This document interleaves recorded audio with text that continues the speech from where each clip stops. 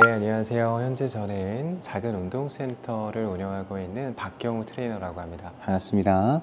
무릎 통증을 없애는 방법이 가장 확실한 방법 중에 하나는 근육이죠. 저희가 이 무릎 통증에 대한 원인을 복합적으로 봐야 되긴 하지만 요즘 들어 가장 크게 무릎 통증을 발생시키고 있는 원인으로는 근육을 꼽을 수가 있습니다. 체중 자체가 증가되면 저희가 상식적으로 생각을 해봐도 무릎에 가해지는 부담은 점점 더 커질 수밖에 없습니다. 그럼 왜 그렇게 이 체중 자체를 줄이라고 하냐? 정말 단순한데요. 걸을 때만 하더라도 저희의 몸은 하중이라고 하는 것을 지탱하게 됩니다. 몸의 이 하중을 지탱하는 것은 생각보다 무릎이 많은 힘을 발생시킬 수밖에 없는데요. 체중을 지지하는 부담은 무릎에서 느껴지는 것의 체중의 3배에서 5배까지 크게 느껴지게 됩니다. 그러면 그 말은 즉슨 체중 1kg를 감량을 하게 되면 무릎에서 느끼는 부담은 체감상 3kg에서 5kg 정도가 부담이 줄어들게 된다는 것이죠. 체중 감량을 하시는 것을 권장드리고 이제 말씀드리는 것입니다. 앉아있을 때에도 무릎이 아프거나 서 있기만 해도 무릎이 아프다, 혹은 걸어 다닐 때에도 무릎이 아프다 하신다면 그때는 운동을 하지 않으시는 것을 권장드리고요. 왜 권장을 하지 않느냐? 단순합니다. 저희가 앉아만 있어도 아프다라고 하는 것은 관절 주변에 염증이 생겼다는 것입니다. 염증이 있으면요, 저희는 휴식을 취해야 하는 것이지 운동을 해야 하는 것이 아닙니다. 이러한 사항들을 종합적으로 봤을 때 걷거나 아니면 다른 생활을 할 때 나는 통증은 없어 라고 하신다면 그럼 누구라도 운동을 하실 준비가 된 겁니다.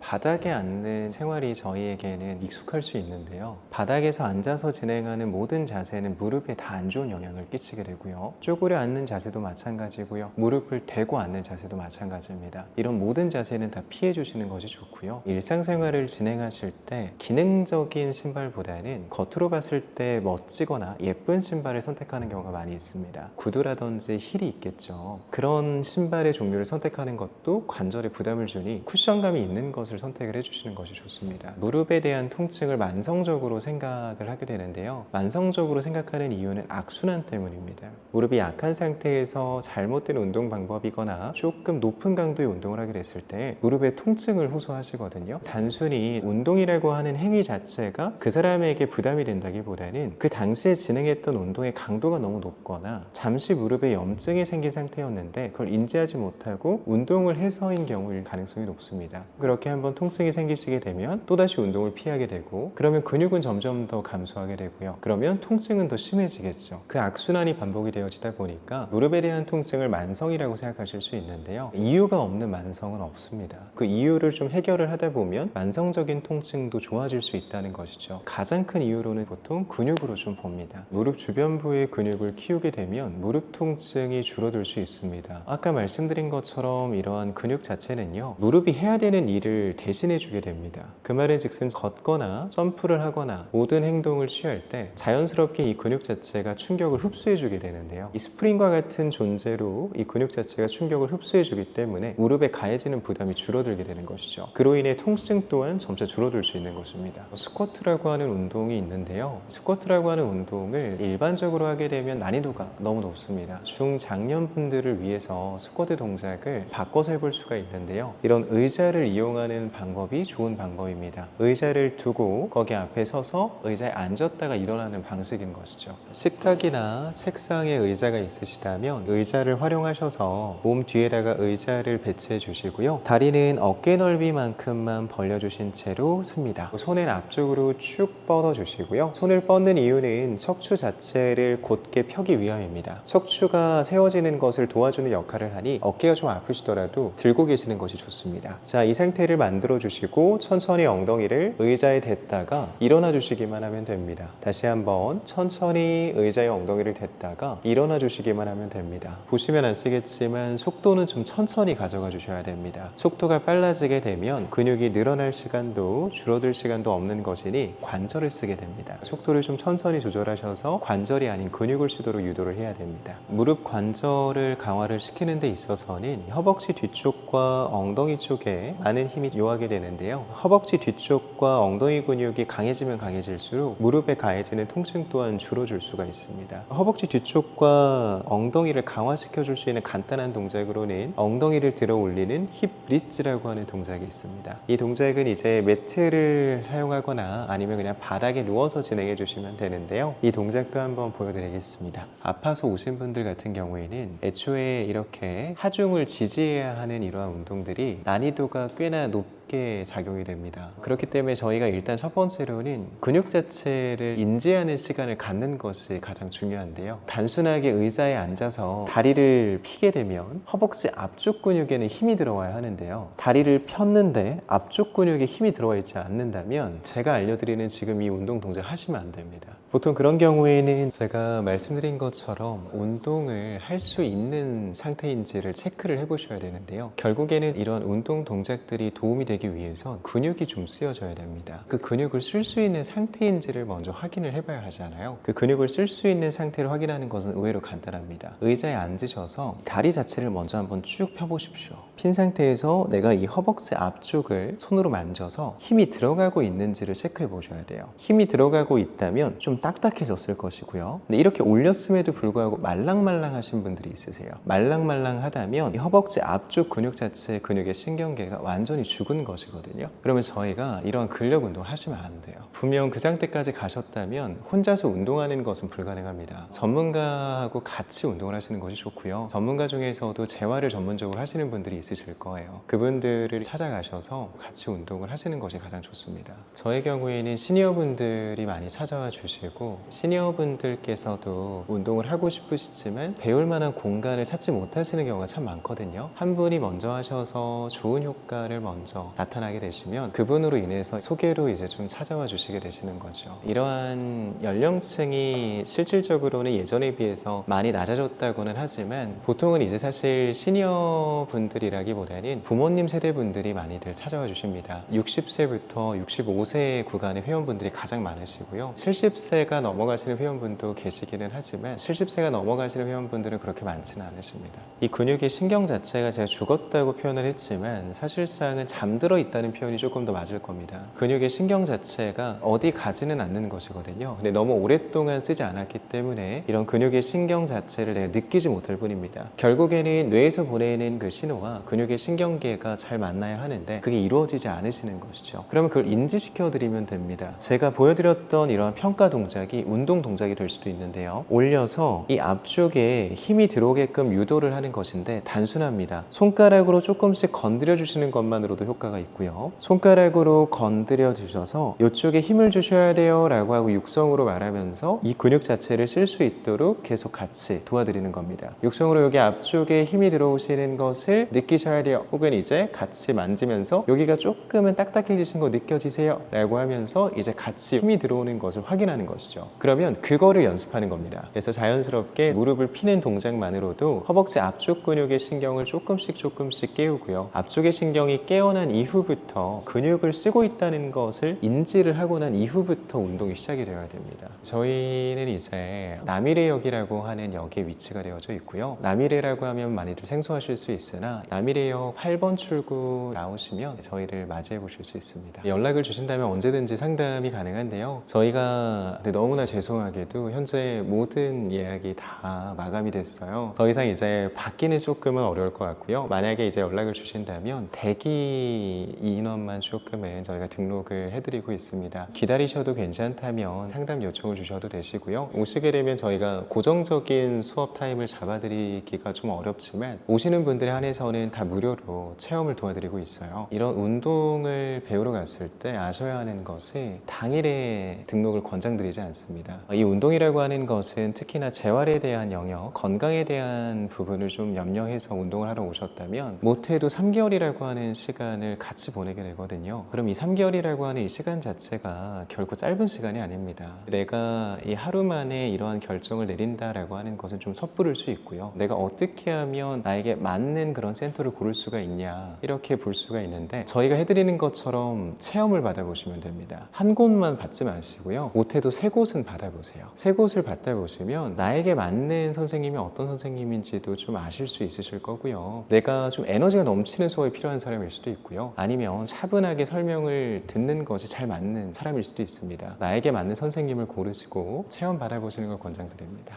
여러분 안녕하세요. 반갑습니다. 저는 현재 운동센터를 운영하고 있는 박경우 트레이너라고 합니다. 반갑습니다. 사각근이라고 하는 근육은요, 목에 있는 근육 중에 하나인데요. 정확하게 말씀을 드리자면 목이라고 하는 경추에서부터 시작해서 갈비뼈까지 붙어있는 근육입니다. 그러면 그 근육은 이렇게 호흡을 하게 되면 호흡을 도와주는 보조 근육으로 작용이 되어져요. 호흡 자체를 하는 것만으로도 이러한 사각근은 사용이 되어지게 되는데요. 저희가 이 사각근도 그렇고 목 주변부가 유독 더 긴장이 되어지시고 뭉치시는 경우가 있어요. 그 이유는 호흡에서 좀 찾아볼 수가 있는데요. 이 호흡 자체는요, 저희가 위에서 진행이 되어지는 호흡이 있고 아래에서 진행이 되어지는 호흡이 있습니다. 많은 분들이 알고 계시는 복식 호흡이라고 하는 방법이 있는데, 사실 정확한 것은요, 복식 호흡이 아니고요, 횡격막 호흡입니다. 횡격막을 이용한 호흡을 복식 호흡이라고 말씀을 해주시는데요, 저희가 이 아래쪽으로 호흡을 해야 되는 것이 위쪽으로만 이어지게 되면 이런 식으로 어깨만 들리는 흉곽 호흡만 하게 되는 것이죠. 그럼 이렇게 어깨만 계속 들썩들썩 하다 보니 자연스럽게 어깨 주변부에 있는 근육은 올라오게 되면서 긴장을 하게 되는 겁니다.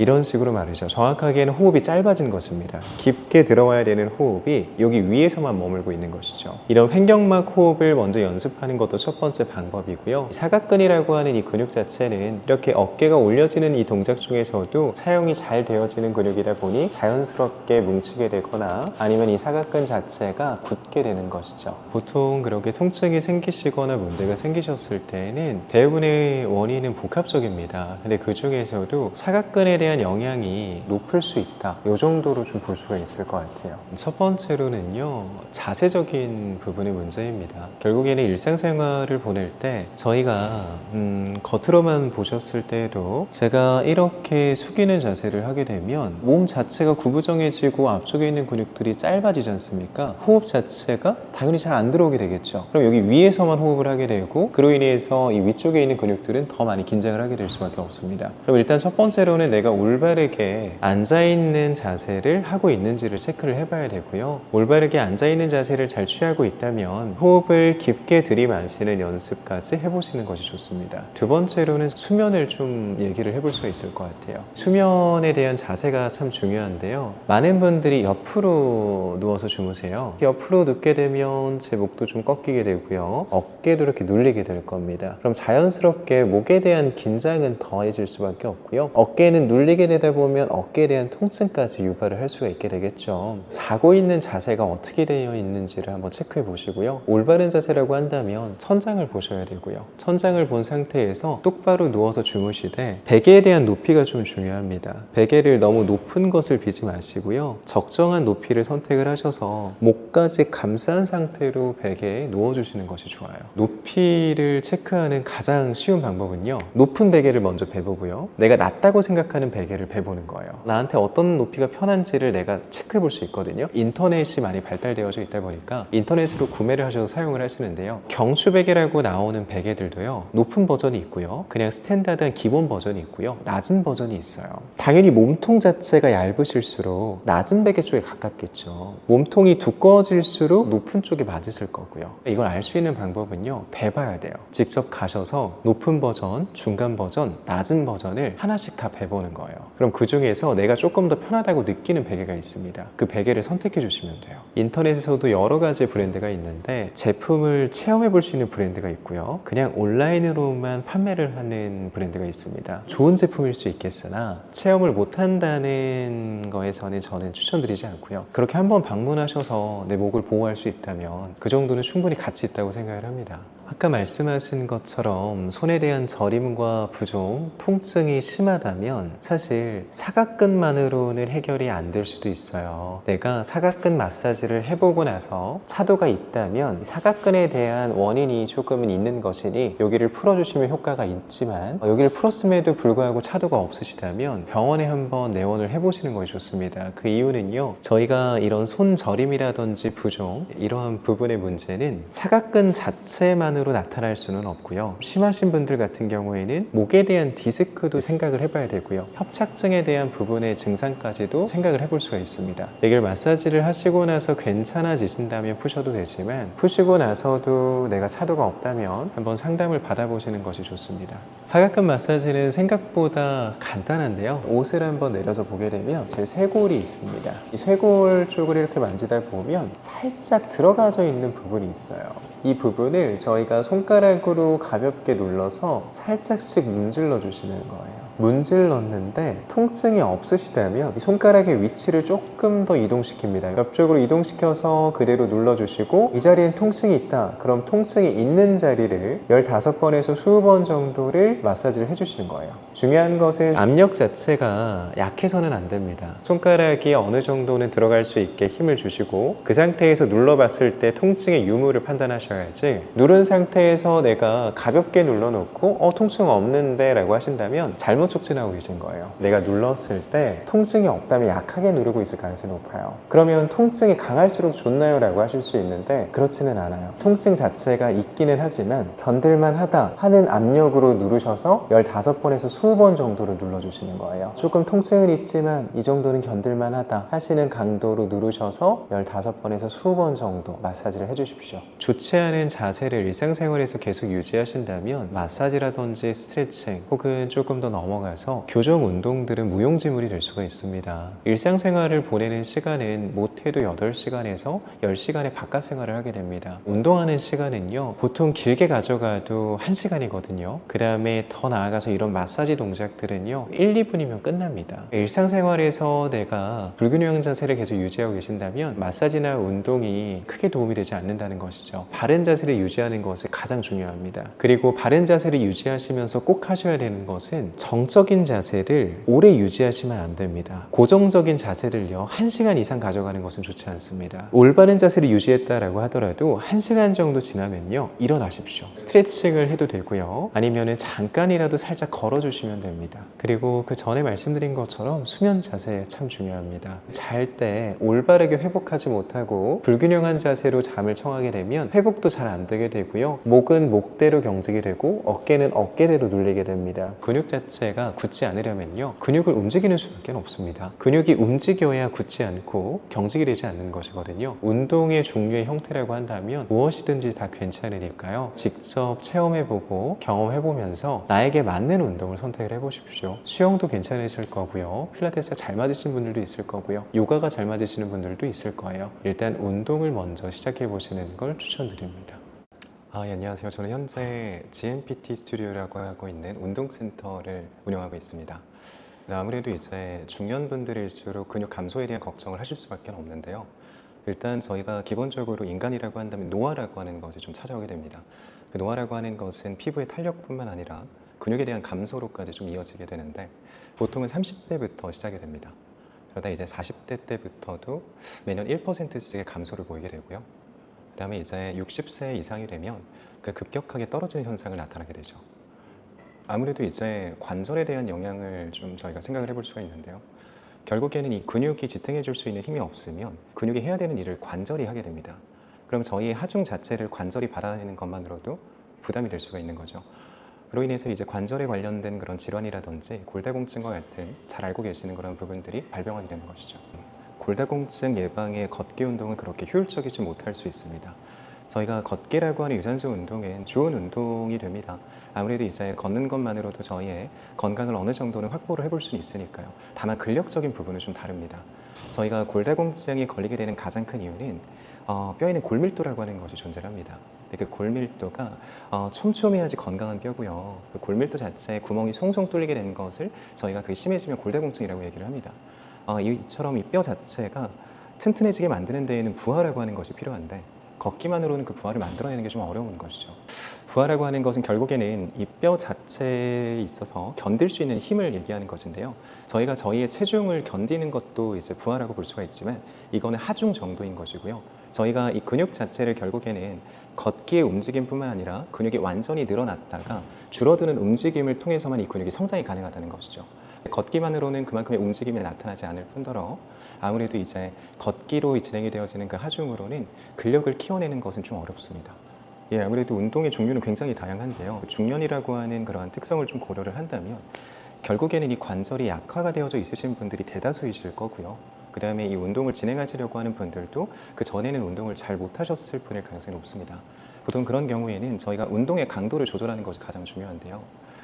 보통 처음에 진행을 하실 때에는 일반적으로 알고 계시는 스쿼트로 예를 들자면 이 스쿼트라고 하는 동작은 근력을 키우는 데 굉장히 도움이 되는 동작입니다. 다만 젊은 분들이 하시는 것처럼 그냥 일반적인 스쿼트를 하게 되면 관절이 안 좋으신 분들은 무릎에 통증을 느끼시게 되고요. 그로 인해서 스쿼트를 하면 무릎이 아프구나 라는 잘못된 생각을 좀 하시게 됩니다.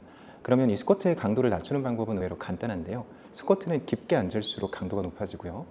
낮게 앉을수록 강도 자체가 아무래도 좀 약해지게 됩니다. 그러면 이런 의자와 같은 것을 이용해서 의자에 앉았다가 일어나는 것만으로도 스쿼트 동작의 강도를 좀 낮춰볼 수가 있는 거죠. 이 의자를 두시고 높이는 사실 크게 상관이 없습니다. 말씀드린 것처럼 높이가 높아질수록 강도는 좀 약해지는 것이고요. 높이가 낮아질수록 강도가 좀 강해지는 것이라고 봐주시면 됩니다. 이 의자를 등지고 서주시고요. 의자에 있어서 첫 번째로는 앞에 쓰신 상태로 다리의 넓이는 어깨 넓이만큼만 벌려줍니다. 이 상태에서 손을 앞쪽으로 쭉 뻗어주시고요. 손을 뻗게 되면 자연스럽게 척추가 세워지게 되는 효과가 있으니 이 손이 좀 아프시더라도 들고 계시는 게 좋습니다. 손을 들고 있는 상태에서 천천히 의자에 엉덩이를 살짝 댔다가 그대로 일어나 주시기만 하면 됩니다. 등을 붙이게 되면 운동의 강도를 조금 더 약하게 가져가 볼 수가 있고요. 내가 이 동작을 시행했을 때 무릎에 대한 통증이 좀 느껴진다면 높이를 높이시거나 아니면 등받이에 완전히 기대는 형식으로 해서 앉았다가 일어나는 방법도 좋은 방법입니다. 근데 무릎에 통증이 없다는 전제하에서 이 상체의 각도 자체를 뒤로 눕히지 마시고 엉덩이만 댔다가 일어나는 겁니다. 이렇게 진행하는 방식이 운동의 효과는 훨씬 더 높습니다. 이 무릎 자체의 건강에 따라서 좀 달라질 것 같기는 한데요. 일단 저희가 무릎을 보호하기 위해서 많은 분들이 이 허벅지 앞쪽만을 좀 생각을 하십니다. 근데 실제로 무릎 자체의 안정성을 도와주는 근육은요, 햄스트링이라고 하는 뒤쪽 근육의 역할이 훨씬 더 큽니다. 그래서 햄스트링 위쪽에는 이제 엉덩이 근육이라고 하는 대근육이 또 존재를 하거든요. 저희가 엉덩이 근육과 햄스트링을 동시에 발달시킬 수 있는 동작 또한 도움이 많이 되죠. 그 중에서는 이제 ong덩이를 들어 올리는 동작인 힙 브릿지라고 하는 동작이 있습니다. 매트나 바닥에서 좀 진행을 해보시면 되고요. 네, 그 동작을 통해서 엉덩이라든지 허벅지 뒤쪽을 손쉽게 강화를 해볼 수 있습니다. 무릎뿐만이 아니라 이 허리 주변부에 통증이 있으신 분들이라든지 허리 주변부가 좀 안 좋으신 분들도 허리에 부담 없이 엉덩이하고 허벅지 뒤쪽을 키워볼 수 있는 동작입니다. 운동을 통해서 혈당이라든지 혈압을 조절하는 능력이 좀 좋아지게 되는데요. 그 이유는 생각보다 단순합니다. 저희가 이제 운동을 하는 도중에 이 혈관 자체가 일시적으로 확장이 됩니다. 그럼 그 확장이 된 혈관으로 인해서 혈액에 대한 운반이 잘 이루어지게 되겠죠. 좀 빨라지기도 할 것이고요. 그럼 이는 곧 이제 혈액순환이 잘 된다 라고 표현을 할 수가 있습니다. 그러면 이 혈관 자체가 확장이 되어진 상태에서 혈액이 잘 운반이 되어지니 혈액순환이 잘 되게 됨으로써 이제 혈압에 대한 조절 능력이 좋아지게 되는 것이고요. 그 다음에 혈당 같은 경우에도 저희가 근력 운동을 진행을 하게 되면 자연스럽게 포도당이라고 하는 부분을 에너지원으로 사용하게 됩니다. 이걸 에너지원으로 사용하는 과정에서 혈당에 대한 조절 능력이 좋아지게 되는 것이죠. 많은 분들께서 이 운동을 한다라고 한다면 뭔가 특정한 공간, 그 다음에 내가 이 시간 자체를 충분히 할애해야 된다고 많이들 생각하시는데요. 사실 저희가 건강을 위한 근력은요, 생각보다 그렇게 많은 시간이 필요하지 않습니다. 그리고 공간에 대한 제약도 필요하지 않고요. 저희가 한 번에 많이 하는 것보다는 조금씩 자주 하시는 것이 좋은데요. 보통 10분 정도만 투자하시면 됩니다. 예, 맞습니다. 네. 그러면 그 5분에 대한 설정을 어떻게 하냐? 단순한데요. 저희가 이 의자를 대고 스쿼트를 진행을 할 때에는 한 번 하실 때마다 15회 정도로 이제 구성을 하셔서 그거를 이제 3번 정도만 반복을 해주시면 되고요. 네, 그 3번을 반복하시는 동안 5분 정도면 끝나실 겁니다. 물론 쉬는 시간을 조금 짧게 가져가 주시는 게 좋겠죠. 30초에서 1분 정도로만 쉬는 시간을 설정하셔서 3번의 반복을 해주시면 되고요. 힙 브리지도 마찬가지로 한 번 하실 때 15회 정도로 설정하셔서 3번만 반복해 주시면 됩니다. 네, 그럼 일단 스쿼트 동작부터 먼저 한번 보여드릴 텐데요. 자, 말씀드린 것처럼 다리는 어깨 넓이로 벌려주시고 손을 반드시 앞쪽으로 쭉 뻗어주세요. 손을 그대로 유지하신 채로 천천히 엉덩이를 의자에 댔다가 그대로 일어나 주시기만 하면 됩니다. 하나, 다시 엉덩이를 댔다가 그대로 일어나 주시면 됩니다. 둘, 셋, 넷. 근력 운동을 진행할 때 이 속도에 대한 부분은 목적에 따라 좀 다를 수가 있는데요. 예를 들어서 저희가 몸을 쓰는 스포츠 업종을 가지신 분들이라면, 예를 들어서 축구나 럭비와 같은 가격한 운동을 하고 계시는 분들이라면 이 순간적인 순발력을 위해서 속도를 빨리 하는 경우가 있습니다. 근데 저희가 그러한 특수한 상황이 아니라고 한다면 이 근육 자체를 사용하는 데 있어서 익숙하지 않으신 분들은 속도가 빨라지게 되면 빨라지게 될수록 근육이 아닌 관절을 사용하게 될 확률이 높아집니다. 즉 근육이 늘어날 수 있는 시간을 줘야 하고요. 수축할 수 있는 시간을 줘야 합니다. 이론상으로는 근육 자체가 늘어날 때는 속도를 천천히 갔다가 올라오는 순간에는 조금은 빠르게 올라오는 것이 맞지만 실제로 저희가 운동을 진행할 때 중년층 이상의 분들은 앉으실 때도 일어날 때도 속도를 조금 천천히 가져가 주시는 것이 좋습니다. 그렇게 운동을 해야 관절의 부담을 좀 줄이고 저희가 실제로 강화하고 싶은 그 근육을 한번 써볼 수가 있는 것이죠. 권장드리는 쉬는 시간은요 30초입니다. 근데 이 15개가 쉬우신 분도 있으실 거고요. 좀 어려우신 분도 있으실 거예요. 근데 보통은 이제 진행을 해보시게 되시면 15회라고 하는 숫자가 그렇게 쉬운 숫자만은 아닙니다. 그러면 이제 본인의 개인 차에 의해서 내가 너무 힘들다 싶으면 개수를 좀 조절해 주시면 돼요. 그럼 10개 정도까지 좀 낮춰주시는 것도 방법이고요. 그리고 10개 밑으로 좀 떨어지는 것 같다 싶으시면 애초에 높이를 좀 높이셔서 강도를 좀 낮추는 것도 하나의 방법이죠. 자, 똑같이 손 앞쪽으로 뻗어주시고 천천히 엉덩이 터치했다가 그대로 일어나 줍니다. 다시 천천히 엉덩이를 터치해 주시고요. 그대로 일어나 주시기만 하면 됩니다. 매트나 바닥에 누우신 상태에서 등을 대고 누우시고요. 이 상태에서 저희가 이 다리의 위치가 중요합니다. 이 다리 자체를 엉덩이 근처로 끌어당겨 주시는데 이때 중요한 것은 무릎의 각도를 90도를 먼저 만들어 주시는 것이 좋습니다. 그리고 다리의 넓이 또한 어깨 넓이 정도로 벌려 주시고요.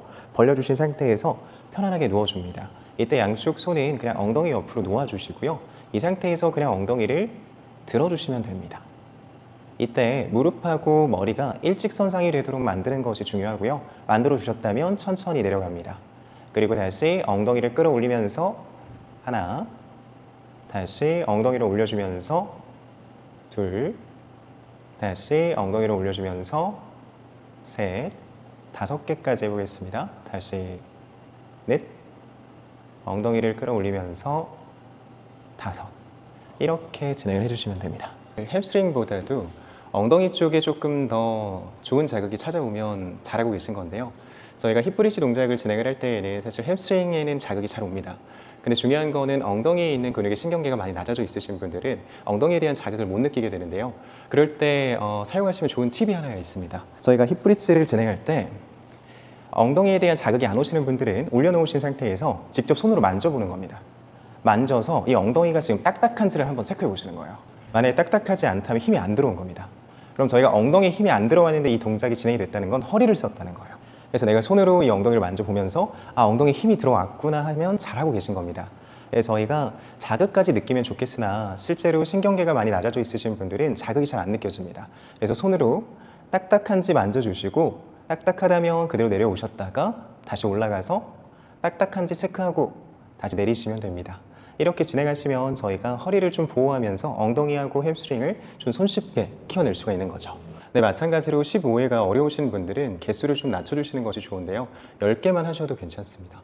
네, 안녕하세요. 저는 현재 미래에서 GMPT 스튜디오라고 하는 운동센터를 운영하고 있는 박경우라고 합니다. 반갑습니다. 실제로 요즘 시니어분들이 많이 좀 찾으시는 편이시죠? 네, 맞습니다. 안 그래도 최근 들어서 시니어분들이 많이 문의도 주시고요. 실제로 방문하셔서 저하고 수업도 같이 진행을 해보고 있습니다. 예전에는 적게 먹고 운동하면 살이 빠진다 이런 얘기가 좀 많이 있었는데 그게 요즘 통하지 않는다고 하던데 그게 왜 그런지 혹시 아시나요? 젊었을 때와 지금의 모습을 조금은 생각을 해보면 쉽게 답이 나오는데요. 저희가 어렸을 때는 이제 적게 먹고 더 많이 운동하면 체중에 대한 조절이 잘 된 경험을 한 번씩 해보셨을 거예요. 나이가 들어가게 됨에 따라서 아무래도 노화라고 하는 것이 진행이 되고요. 그로 인해 근육의 감소 또한 찾아오게 됩니다. 근육의 감소라고 하는 것은 대사량의 감소로까지 좀 이어지게 되거든요. 대사 자체가 감소하게 되면서 자연스럽게 소모가 되어지는 열량 또한 적어지게 되는 것이죠. 예전에 비해서 똑같이 먹었지만 소모가 되어지는 열량이 적어지게 되니 살이 좀 더 잘 찔 수밖에 없는 것이죠. 중년이 넘어가면은 뱃살이 진짜 안 빠지는데 혹시 이유가 뭘까요? 아무래도 이제 뱃살은 많은 분들의 고민이신데요. 사실 이 중년의 뱃살은요, 단순히 피하 지방으로 생각하면 안 됩니다. 피하에 있는 지방이 아니라 복부에 있는 지방은요, 내장 지방이기 때문에 잘 안 빠지게 되는 것인데요. 저희가 내장 지방이라고 하는 것은 한 번쯤은 들어보셨을 거예요. 저희의 복부 쪽을 보면 장기가 있을 겁니다. 장기 주변부에 붙어 있는 지방을 내장 지방이라고 합니다. 보통 이 내장 지방은요, 자체만으로도 염증을 많이 일으키고요, 독성에 대한 물질도 나타내게 됩니다. 그로 인해서 자연스럽게 몸에 대한 기능을 떨어뜨리게 되고요, 그리고 심혈관 질환에 대한 발병률을 좀 높이게 되죠. 그러면 이 내장 지방 자체가 한번 들어오게 되면 실제로 이 내장 지방이 잘 빠지지 않게 됩니다. 그 이유는 말씀드린 것처럼 기능에 대한 저하도 좀 포함이 되어지고요. 그로 인해서 이 기능이 저하가 되어지면 아까 말씀드린 것처럼 몸에 대한 대사 능력 또한 떨어질 수밖에 없습니다. 내장 지방 자체가 있기 때문에 뱃살을 빼기가 좀 어렵다고 봅니다. 내장 지방은 왜 생기는 걸까요? 단순하게 보면 저희가 적게 움직였기 때문이고요. 그 다음에 이렇게 지방에 대한 전환이 빠른 정제 탄수화물을 너무 많이 먹었기 때문입니다. 정제 탄수화물은 어떤 종류가 있을까요? 대표적으로 이제 알고 계시는 것 중에 흰쌀밥이 있을 것이고요, 흰색으로 된 빵도 있을 것이고요, 식빵이겠죠. 그 다음에 이제 흔히 아침에 많이들 드시는 시리얼 또한 마찬가지입니다. 그런 정제 탄수화물이 아닌 좋은 원료로 해서 복합 탄수화물 개념으로 시리얼을 많이들 만들어내고 계세요. 그런 시리얼은 오전에 좀 드셔도 괜찮습니다. 요즘 사람들한테 유행하는 것 중에 하나가 간헐적 단식이라고 있는데 진짜 그 뱃살을 빼는데 효과가 있나요? 제 회원분들도 간헐적 단식에 대해서 많이들 여쭤보시는데요. 저는 간헐적 단식을 권장해 드리는 경우도 있고요, 간헐적 단식이 맞지 않으시는 분들에게는 저희가 흔히 알고 있는 세 끼를 먹는 식단으로 해서 구성을 해드리고 있습니다. 그럼 간헐적 단식이 효과가 있냐라고 하냐면 효과가 있습니다. 간헐적 단식의 효과가 있는 이유는요, 저희가 단식이라고 하는 것을 진행을 하게 되면 몸 안에서 일어나는 현상 때문인데요, 저희가 간헐적 단식을 통해서 몸 안에서 일어나는 현상을 오토파지라고 합니다. 오토파지라고 하는 현상이 일어나게 되는데, 말이 좀 어려워서 그렇지 그냥 그대로 해석하면 스스로 먹다입니다. 스스로 먹는다라는 것인데, 뭘 먹느냐라고 하냐면 저희 몸 안에는 세포가 있겠죠. 그 세포 자체가 기능적으로 좀 떨어진 세포가 있을 겁니다. 좋은 세포가 있을 것이고요, 좋지 않은 세포가 있을 것입니다. 그럼 그 좋지 않은 세포를 분해시켜서 에너지로 재생산시키는 것을 오토파지라고 합니다. 그럼 이 현상이 일어나게 되면 자연스럽게 기능이 떨어져 있는 세포들은 사라지고 기능이 좋은 세포들로 구성이 되겠죠. 그로 인해서 저희의 몸에 대한 기능이 좀 좋아지게 되면서 아까 말씀하신 것처럼 이런 내장 지방을 빼내는 데에도 좀 효과가 좋아지게 되는 것이죠. 회원분들한테 권장하기도 하고 권장하지 않지도 않는 거잖아요. 네. 권장하지 않는 이유는 또 어떤 것 때문에 그러시나요? 아무래도 이제 저희가 그동안 살아왔던 그 식습관 때문인데요. 저희 나라는 이제 삼시세끼라고 하는 문화가 있습니다. 새끼를 드셔온 분한테 갑자기 저희는 이제 간헐적 단식을 할 겁니다 라고 한다면 그분에게는 아직 그 간헐적 단식을 할 준비가 안 될 가능성이 높습니다. 왜냐면 새끼를 드시던 분께 갑자기 앞으로 2끼만 드세요, 저희는 이제 8시간 동안만 먹을 겁니다 라고 한다면 그 공복 시간이 그분께는 꽤나 고통스러울 수 있거든요. 저희가 다이어트 방법, 그 다음에 건강에 대한 방법으로는 여러 가지의 방법이 있습니다. 그 여러 가지의 방법이 있는 이유는요, 각자 본인에게 맞는 방법이 다르기 때문이에요. 저희가 그동안 일상생활을 보내와서 내가 지금의 이런 식습관이 어느 정도 나에게 좀 익숙하다면 그거를 바꾸지 않고 뭔가 다른 방법을 찾기보다는 지금의 상황에서 좋은 쪽으로 가는 것도 제가 추천드리는 방법입니다.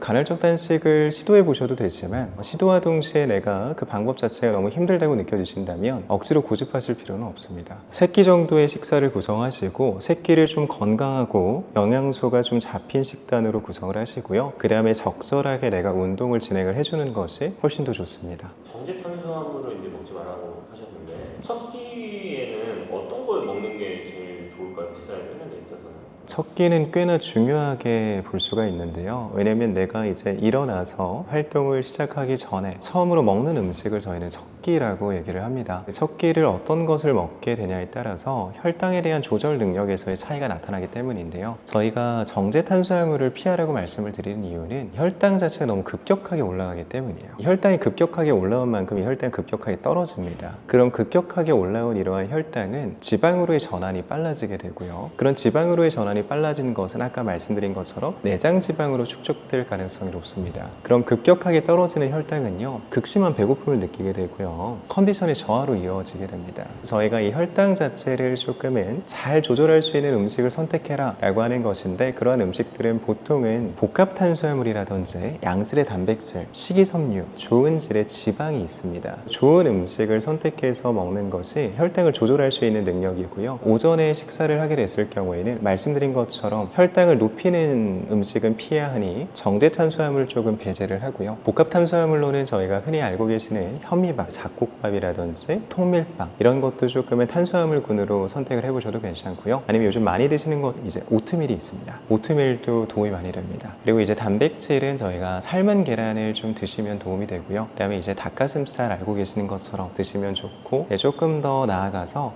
내가 이렇게 뭔가를 챙겨 먹기가 좀 번거롭다 하신다면 그릭 요거트에 견과류를 좀 얹으셔서 그렇게 드시는 것도 좋은 아침 식사가 됩니다. 그리고 마지막으로 제가 듣기로는 샤브샤브가 다이어트에 좋다던데 실제로 다이어트 중요해요? 밖에서 외식에 대한 부분을 생각을 안 할 수가 없는데요. 그리고 이제 집에서 건강하게 음식을 먹으려고 할 때 어떤 것을 먹냐라는 질문을 많이 하세요. 근데 이제 저도 마찬가지로 샤브샤브를 많이 추천을 드립니다. 샤브샤브가 왜 좋은 음식이냐라고 하냐면 저희가 재료를 놓고 보면 됩니다. 좋은 재료들로 구성이 되어져 있다는 것이 장점인데요. 양질의 고기와 혹은 해산물을 저희가 양껏 먹을 수 있고요. 그 다음에 신선한 채소들을 통해서 식이섬유 또한 충분하게 섭취해 볼 수가 있습니다. 샤브샤브를 먹을 때는 데쳐서 먹죠. 고기를 데치면서도 자연스럽게 지방이 조금은 빠지게 되고요. 그 다음에 야채를 육수에다가 넣어서 또다시 건져서 먹게 됩니다. 채소는요, 정말 좋은 것이 맞지만 이 채소 자체를 생으로 너무 많이 먹게 되면 위장에 부담을 주게 됩니다. 근데 익혀서 먹는 것이 가장 좋은데 쪄서 먹거나 아니면 데쳐 먹거나, 샤브샤브는 또 데쳐 먹지 않습니까? 그래서 위장의 부담도 줄이면서 저희가 양질의 식이섬유를 충분히 섭취해 볼 수가 있는 것이죠. 대신에 주의해야 되는 사항이 있습니다. 칼국수라든지 이런 밥은 드시면 안 됩니다. 한 가지만 이제 여쭙고 싶은 거는 트레이너님만의 꿀조합이라는 게 그런 게 있을까요? 일단 제가 먹는 방법을 말씀을 드리자면, 첫 번째로는 맑은 육수를 선택을 하셔야 됩니다. 샤브샤브라고 칭하고 허거와 같은 비슷한 종류의 음식들이 많이 나오는데요, 맑은 육수가 아닌 다른 육수를 선택하게 되면 나트륨의 함량도 너무 높고요, 열량 또한 높아질 수 있으니 다이어트 음식과는 좀 거리가 멀어질 수 있습니다. 맑은 육수를 선택하시고, 그 다음에 많이들 소스를 좀 찍어 드시는데요, 저는 사실 샤브샤브를 먹을 때 간장 소스 외엔 다른 건 먹지 않습니다. 간장은 드셔도 되지만 간장만으로는 좀 심심하다 하신다면 와사비를 좀 곁들이시는 것도 괜찮습니다. 마지막으로 이제 뱃살에 대해 고민을 좀 있으신 분들한테 좀 해주고 싶은 말씀이 있다면 어떤 게 있을까요? 중장년 분들이 뱃살 때문에 고민들을 많이 하시잖아요. 사실 뱃살과 더불어서 전체적인 지방 자체는요, 만성적인 염증을 불러일으키고요, 알고 계시는 것처럼 관절에 대한 부담을 가중시킬 수밖에 없습니다. 지방 자체는 시간이 지나면 지날수록 점점 더 빼기가 어려워집니다. 지금 내가 이 영상을 보고 있는 이 타이밍이 어쩌면 가장 빠른 시기일 수도 있습니다. 너무 늦었다고만 생각하지 마시고요, 지금보다 더 늦게 되면 그때 가서는 안 될 수도 있습니다. 적정 체중을 난 벗어난 것 같은데 라는 생각이 드신다면 식사에 대한 부분도 조금은 조절해 보실 필요가 있고요, 지금이라도 운동을 간단하게나마 시작해 보시는 걸 추천드리겠습니다.